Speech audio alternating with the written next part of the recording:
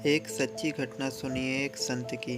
वे एक बार वृंदावन गए, वहाँ कुछ दिन घूमे फिरे, दर्शन किए। जब वापस लौटने का मन किया तो सोचा भगवान को भोग लगाकर कुछ प्रसाद लेता चलूं। संत ने रामदाने के कुछ लड्डू खरीदे, मंदिर गए, प्रसाद चढ़ाया और आश्रम में आकर सो गए। सुबह ट्रेन पकड़नी थी। अगले दिन ट्रेन से चले। सुबह वृंदावन से चली ट्रेन को मुगलसराय स्टेशन तक आने में शाम हो गई। सोचा अभी पटना तक जाने में 3-4 घंटे और लगेंगे। भूख लग रही है। मुगलसराय में ट्रेन आधे घंटे रुकती है। चलो हाथ पैर धोकर संध्या वंदन करके कुछ पा लिया जाए। संत ने हाथ पैर धोया और लड्डू खाने के लिए डिब्बा खोला। उन्होंने देखा लड्डू में चींटे लगे हुए थे।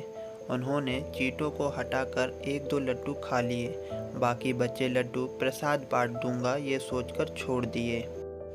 पर कहते हैं ना, संत हृदय नवनीत समाना। बेचारे को लड्डुओं से अधिक उन चींटों की चिंता सताने लगी।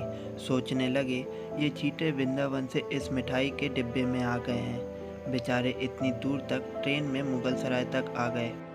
कितने भाग्यशाली थे, इनका जन्म वृंदावन में हुआ था। अब इतनी दूर से पता नहीं कितने दिन या कितने जन्म लग जाएंगे इनको वापस पहुंचने में।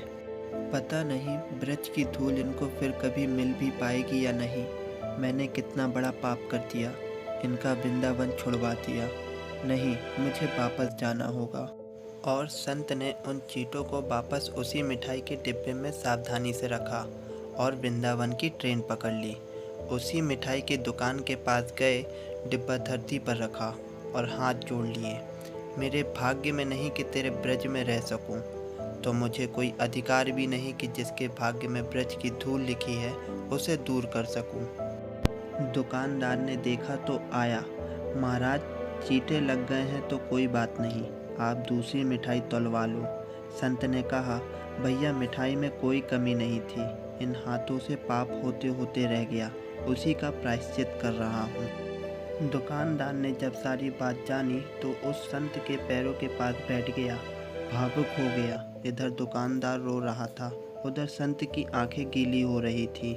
बात कोमल भाव की है, बात उस निर्मल मन की है, बात ब्रज की है, बात मेरे वृंदावन की है, बात मेरे नटवर नगर और उनकी राधा रानी की है, बात मेरे कृष्ण की राजधानी की है। बूझो तो बहुत कुछ है, नहीं तो बस पागलपन है, बस एक कहानी।